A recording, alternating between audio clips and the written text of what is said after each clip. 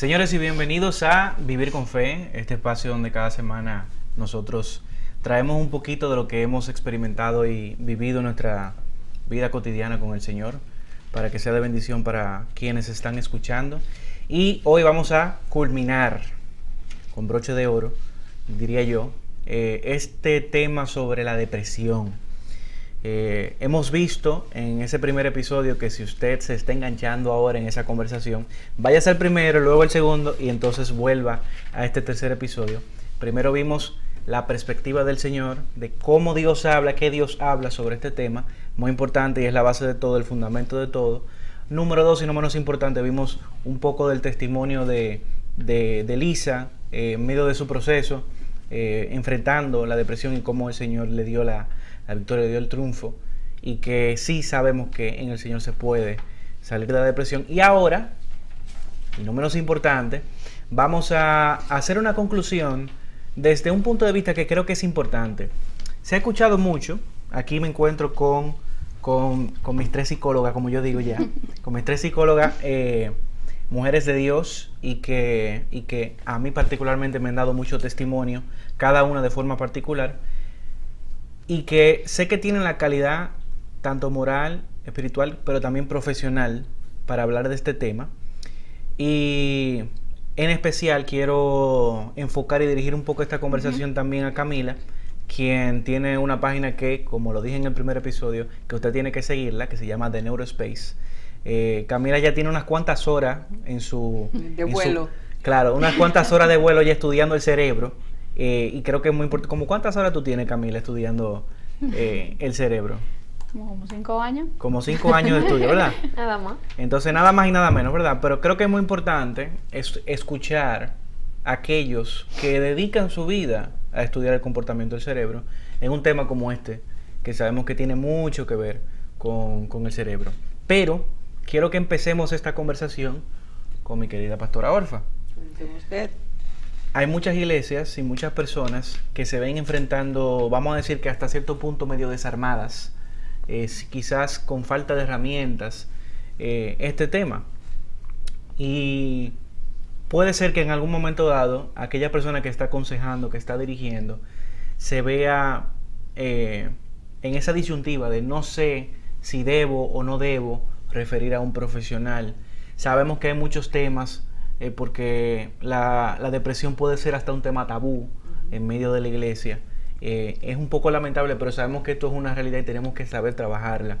Y sabemos que tenemos que saber distinguir entre la ayuda profesional y el trabajo del Señor, que sabemos que es la columna de todo. Pero cuando nosotros debemos de referir a ese profesional para que le haga un acompañamiento ya de otra índole, a esa oveja que está necesitada y que sabemos que necesita del Señor primeramente, pero que quizás también la ayuda profesional puede ser importante. Creo que el punto de referencia, si se ha mantenido el contacto con la persona, si se le ha dado el aconsejamiento y el seguimiento que necesita, tiene mucho que ver con el, llamémosle, estancamiento en el proceso de consejería.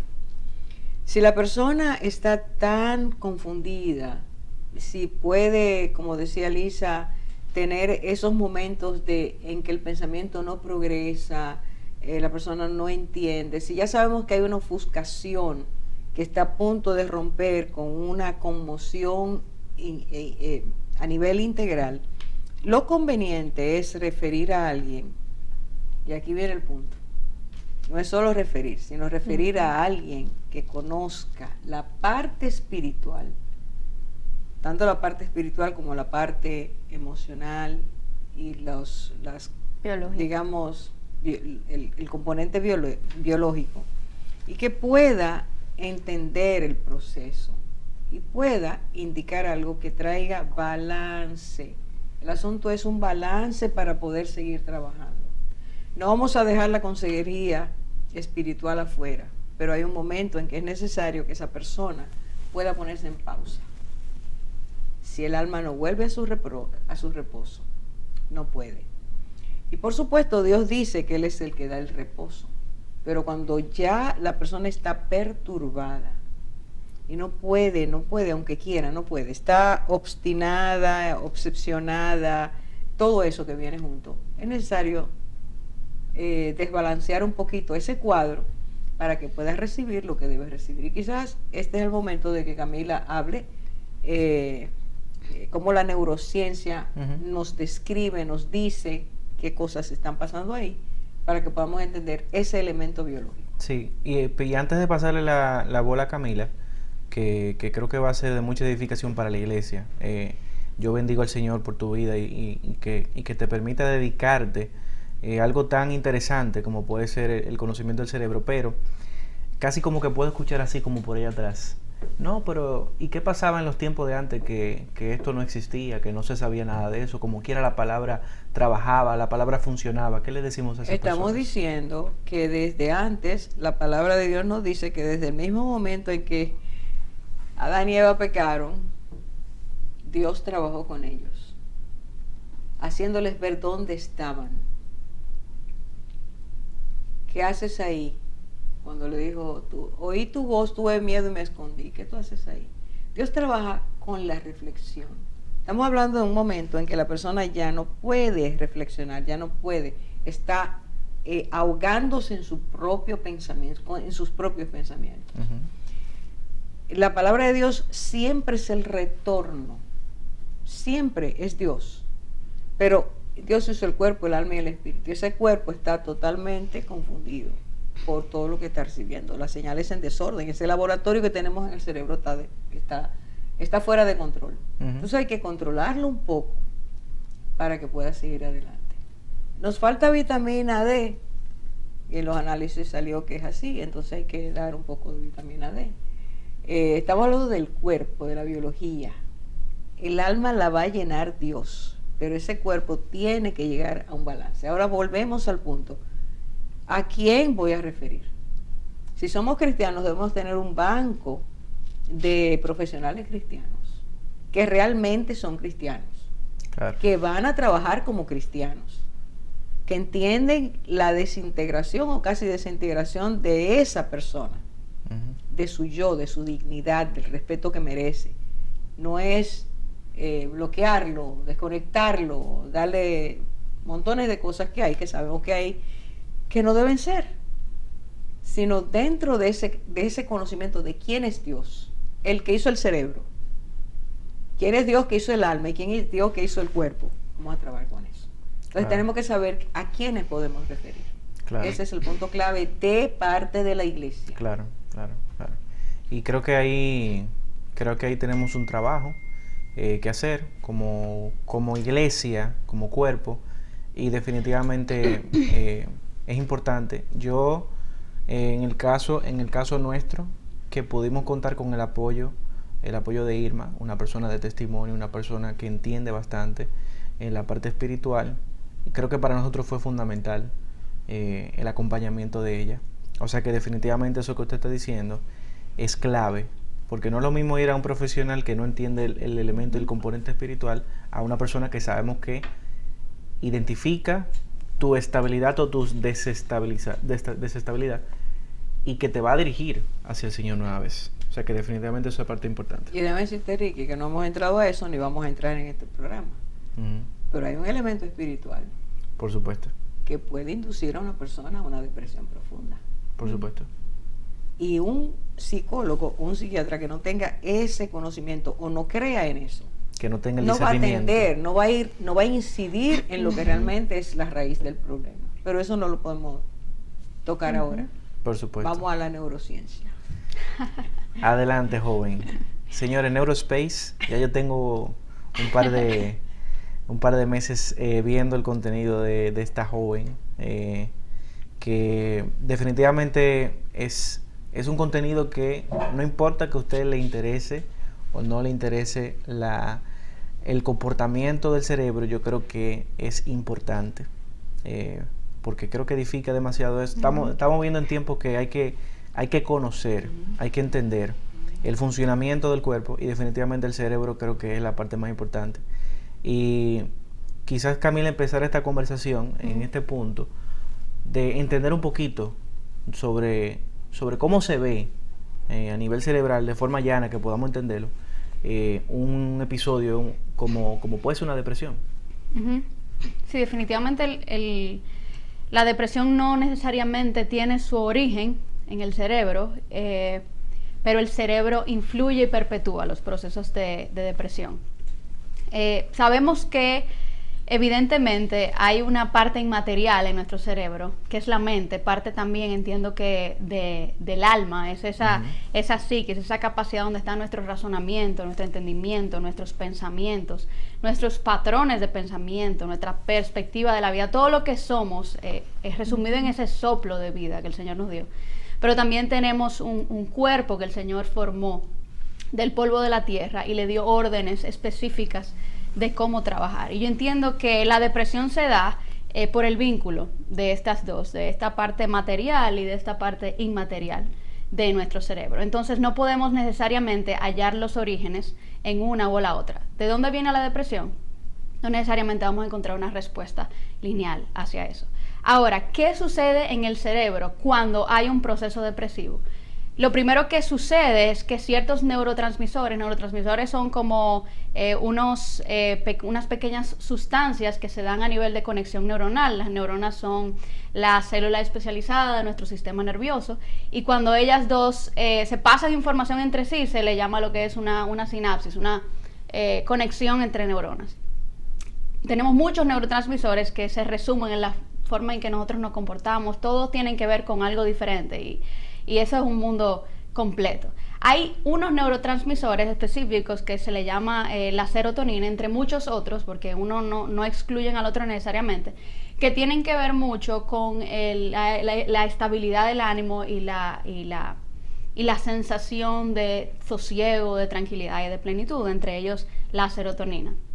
Normalmente, tanto cuando ocurren a través de pensamientos o de eventos catalizadores o también predisposiciones genéticas, porque eso también existe, que una persona es más propensa a la depresión que otra, comienzan estos neurotransmisores a mermar su presencia, digamos, entre las sinapsis.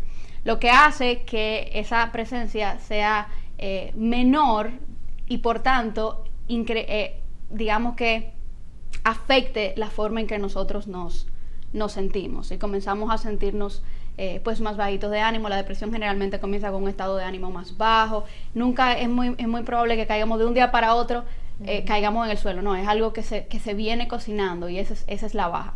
Y eso es lo que sucede en el cerebro. ¿Qué pasa? La mente también hace que esos neurotransmisores comiencen a bajar más. Y si ya yo tengo también predisposiciones genéticas de depresiones, pues muy probablemente eso también genere más baja. Y aquí entra el fármaco, y eso era parte de lo que Lisa estaba explicando, cómo en un mes ese fármaco realmente pudo mejorar su cerebro. Esa baja en serotonina, baja otros neurotransmisores que bajan nuestra atención, bajan nuestro placer, entra en el cerebro, digamos que en una especie de ralentización cerebral, todo se vuelve más pesado, se tiene que invertir, se tiene que invertir más energía en las cosas, entender algo se vuelve confuso. Como dice la palabra en inglés, heaviness. Exacto. Y entonces el cerebro completo forma ese rol de crear esta nueva cotidianidad, a lo que se le llama el proceso depresivo. Y aquí entra el fármaco. Lo que hace el fármaco es precisamente incrementar los niveles de serotonina en el cerebro, provocando entonces una mayor sensación de bienestar y de cordura, por así decirlo. O sea que podríamos decir que ese es un elemento que sí es lineal. A menor producción de serotonina en el cerebro, naturalmente ese es el estado que vamos a sentir. Hay un estado de vamos a decir que no necesariamente depresión, pero la persona se siente más en baja, tristeza. Exacto, cuando eso se junta con eventos negativos, con ciertos tipos de personalidad, con ciertos tipos de ataduras espirituales o percepción espiritual, concepto que yo tengo de Dios, cuando eso se junta con ciertos tipos de traumas, con ciertos tipos de patrones de pensamiento, historia de vida, crianza, predisposición genética, es un completa, es una bomba muy, muy grande. Por eso no tenemos tampoco una razón lineal y por eso la depresión también se trata de forma diferente, aunque tengamos cierto nivel de protocolo. Y entendiendo esto un poquito mejor, con más razón aún entonces, creo que tenemos que buscar la forma de nosotros integrar la mayor cantidad de elementos que tengamos a disposición, porque las herramientas las puso el Señor para que lo utilicemos. Esa composición o ese neurotransmisor es medible. Nosotros sabemos, podemos medir la capacidad de producción de serotonina en el cerebro. O sea, ¿cómo se hace eso? Se hace a través de neuroimagen. O sea, no estamos diciendo que yo puedo meter a Lisa en un scan y decir ella tiene cierto nivel de serotonina, o tiene está tanta. depresiva. No, estamos hablando de estudios globales, que se ha visto una correlación entre personas con depresión y entonces una baja en este tipo de neurotransmisor. Y como ya sabemos que este neurotransmisor sí se dedica en cierta manera al estado del ánimo, entonces también se puede hacer esa asociación a nivel científico general y macro, por así decirlo. Perfecto. ¿Te ha tocado a ti algún acompañamiento de una persona con depresión, ya sea porque tú lo estés tratando directamente o tengas que referirlo? Sí, he podido observar definitivamente a personas en procesos depresivos. Como no soy terapeuta clínica como tal, no me ha tocado trabajarlo, pero sí diagnosticarlo. Y se puede ver efectivamente todo eso, cómo se repite y cómo las personas lo viven desde un aspecto definitivamente multifactorial. Perfecto. ¿Cristianos? Cristianos, claro que sí. Eso es muy importante que lo podamos desmenuzar aquí para que podamos entender que esto es algo que nos puede afectar a cualquiera, independientemente de que tengamos en el corazón al Señor o no.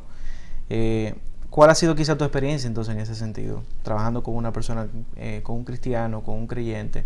No sé si quizá tú has tenido que hablar con esa persona. Ya me dijiste que no eres la terapeuta, pero sí has diagnosticado, pero de repente sí te ha tocado conversar con alguien. Sí, yo también he tenido como psicóloga y cristiana mis reservas con relación a los fármacos. Yo también he tenido prejuicios con relación a esa parte. Y en el acompañamiento, de hecho, cuando Lisa me dijo, me voy a medicar, el instante fue como ese sustico que se le entra como a las personas, porque yo también crecí en un ambiente donde hay cierto nivel de prejuicio hacia eso. Entonces, este tipo de acompañamiento es, como, obviamente, desde la experiencia y de la ciencia, he visto cómo tiene sus resultados, y la psicoeducación es muy importante. ¿Qué hace el fármaco? ¿Qué no hace el fármaco? Hacia dónde debes dirigir realmente tus mayores recursos y tu mayor energía, porque lo que buscamos no es sanarte de la depresión, es sanarte de forma integral. Claro. Como persona, porque si no la depresión va a ser algo recurrente. Si el Señor no hubiera sanado en muchas cosas a Alice en ese proceso, probablemente ella hubiera podido caer en ese proceso. Entonces, realmente, ¿cuál es la enfermedad de base del alma? ¿De qué forma tú estás pensando que está afectando a tu espíritu? ¿En qué condición está tu espíritu?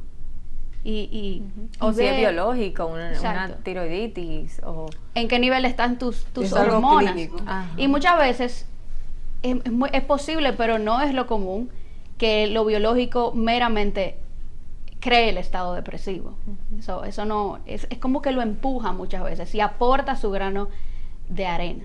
Entonces, en ese sentido, yo creo que el acompañamiento tiene que ver mucho con esa psicoeducación de qué realmente necesitamos y a qué punto de nuestra vida lo necesitamos. Sí, sí, definitivamente creo que esto es algo multifactorial, si pudiéramos decir la gran mayoría de los casos. Sí. Y en la biología aquí juega un componente importante, y bueno, ustedes dan testimonio de eso, y tenemos el testimonio de Lisa, que sabemos que también jugó un papel importante. Ya tú, Camila, quizá en calidad de profesional que estudias el cerebro, quizá quisiera que tú pudieras decirle a la gente un poco de tu opinión personal con relación a este tema de la depresión y esa ambigüedad que hay con el tema de la medicación, si debo o no debo, que ya sé que comentaste un poquito, pero quizás tu opinión un poquito más profunda sobre eso. Sí, yo entiendo que en muchos casos los fármacos son necesarios, como en muchos tiempos también no lo son. Los fármacos tienen sus segundas intenciones también, muchas veces, y afectan a nivel biológico, y el perpetuar el uso también puede causar sistemas en el cerebro que después lo vamos a ver mientras el cerebro va madurando, se ve.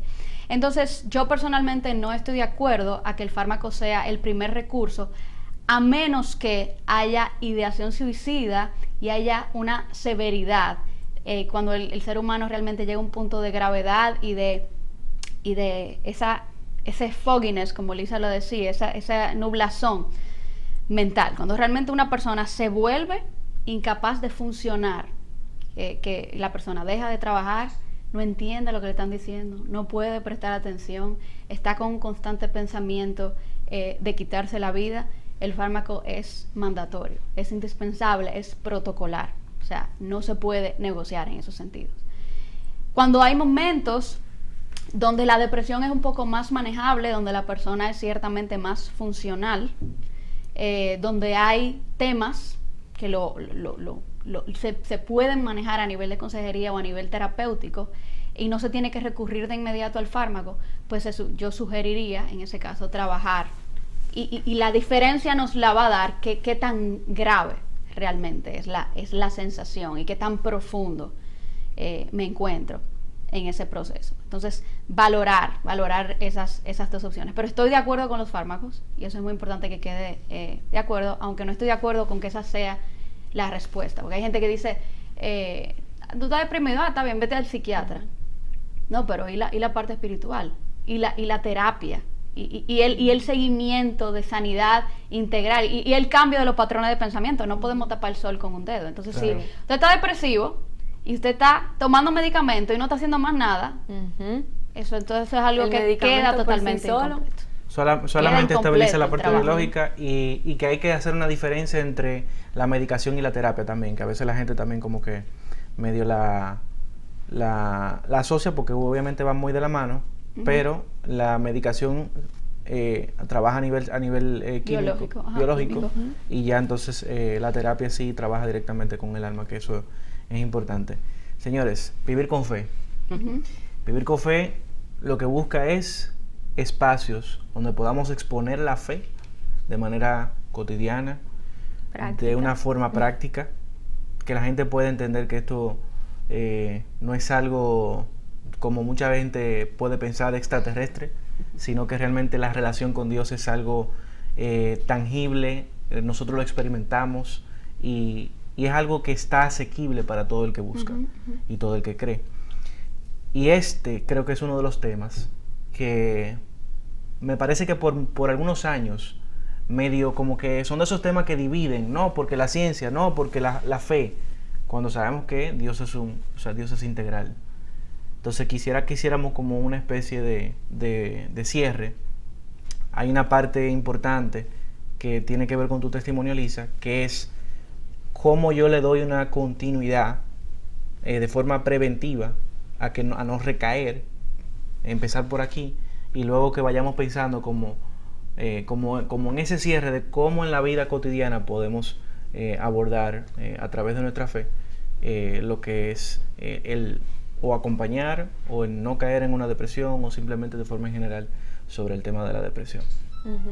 Bueno, yo creo que la palabra nos manda en una parte que el Señor le está dando un mensaje a una iglesia, pero que es para todos. O sea, mira de dónde has caído.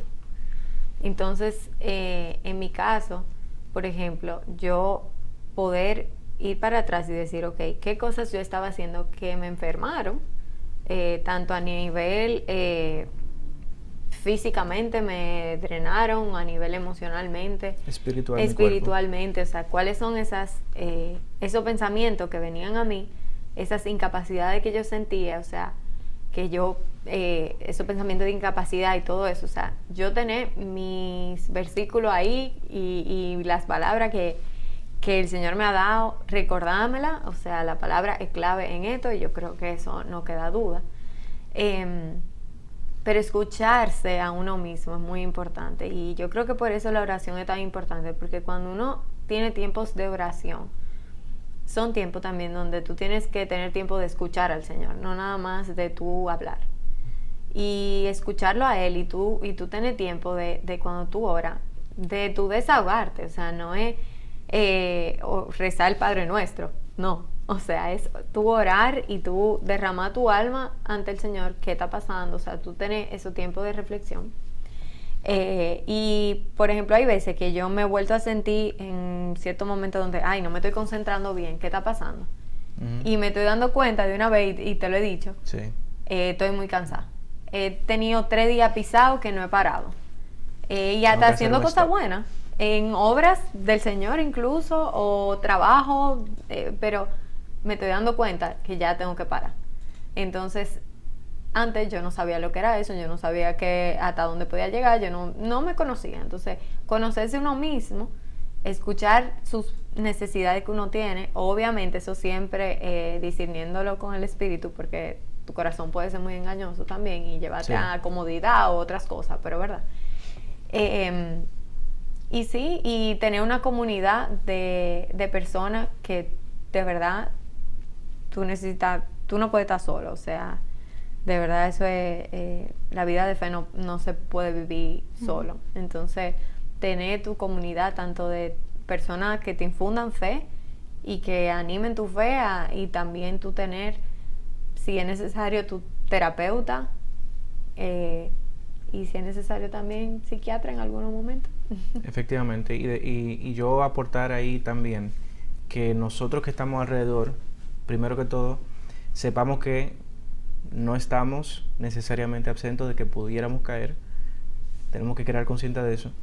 Y número 2, mantengamos los ojos abiertos, que si estamos viendo que esa persona pudiera recaer, por la razón que sea, tenemos que estar presentes, y con más aún, orar por esa persona, estar presente emocionalmente por esa persona, y hacer lo que tengamos que hacer, porque definitivamente eso es parte de ese sentido de comunidad, por la cual se recomienda, la palabra nos indica y nos manda a que nos mantengamos congregados para eso, para que podamos estar tanto en la buena como en las malas.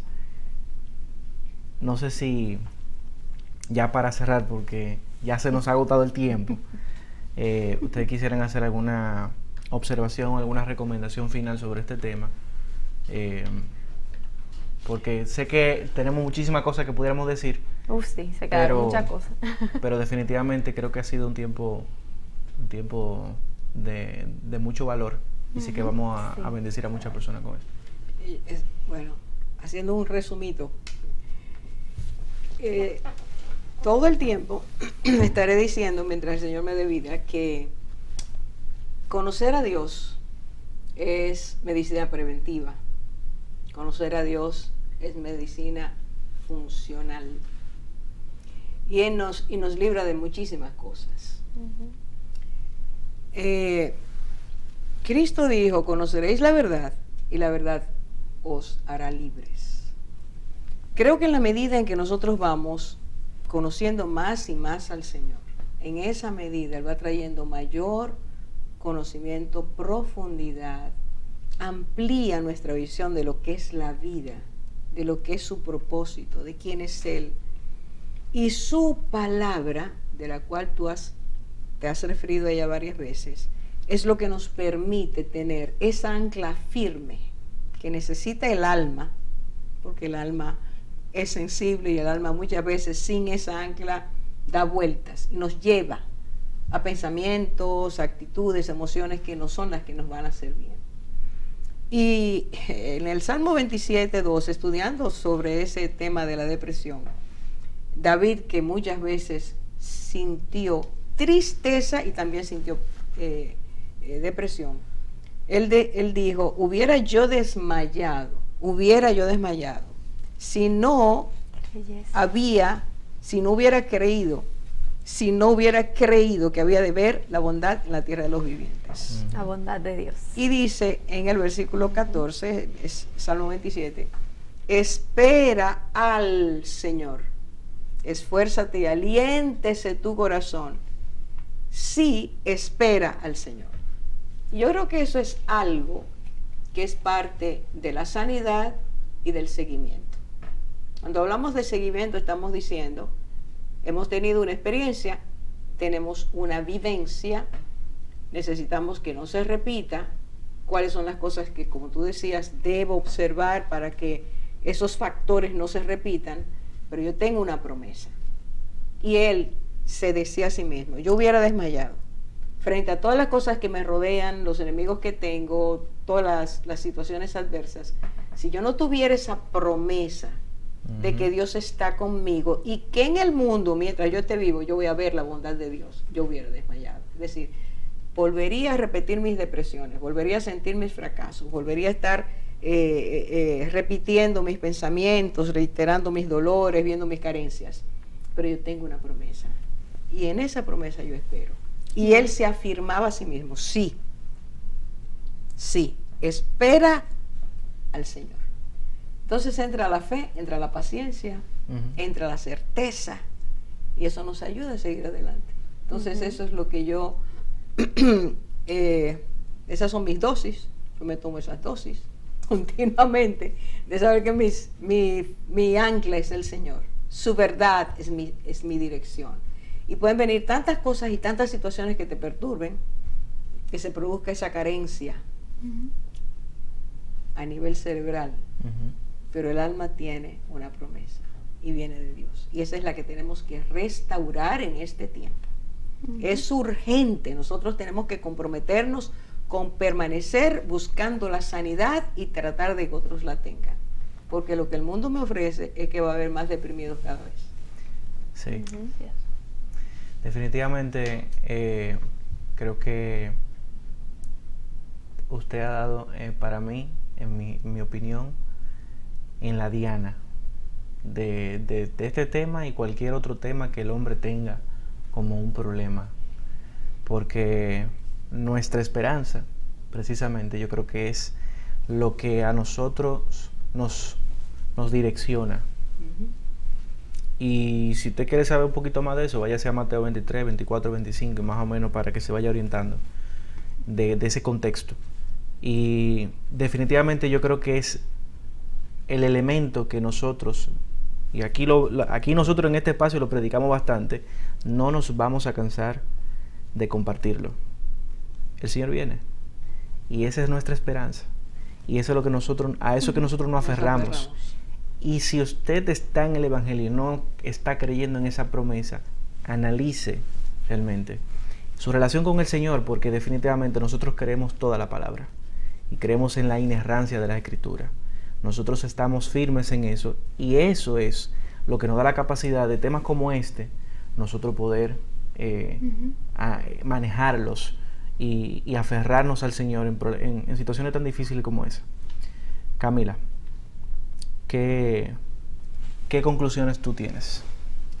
Bueno, a nivel preventivo, como tú me habías comentado al inicio, yo creo que tenemos que evaluar constantemente nuestra mente. ¿De qué forma pensamos? ¿Qué perspectiva tenemos sobre las cosas? ¿De dónde vienen esos pensamientos? Cuestionar nuestros propios pensamientos. Traer verdad a los propios pensamientos. La mente tiene un poder tan grande que la mente cambia la biología cerebral, cambia el volumen de las estructuras cerebrales. La mente tiene el poder de hacer que un gen depresivo no se detone, como que se detone. La mente tiene el poder de catalizar todo lo que hay dentro de nuestra biología. Yo me atrevo a decir que en un gran porcentaje nuestra biología está controlada por cómo pensamos. Entonces tenemos que incrementar nuestra conciencia de lo que estamos dejando que entre, de lo que está formando nuestra forma de pensar, y evaluar realmente dónde tenemos puesta nuestra mente y nuestros pensamientos. Porque la palabra dice claro, en todo lo bueno, en todo lo justo. Es el resumen del bienestar, va a la mente, en el pensamiento. Entonces ese sería. Y que lo que contamina al hombre no es lo que entra, sino lo que sale del lo corazón. que sale de. Camila, despida esto. No, para mí un placer estar aquí y nada, invitarles realmente a escuchar los demás episodios y a fortalecer su fe en esto que nosotros hemos estado hablando. Si pudieron oírlo todo, van a llegar a una misma conclusión, y es que todas las respuestas se encuentran en nuestro Señor y en nuestra correcta relación. con Él. Definitivamente. Señores, esto será hasta la próxima semana.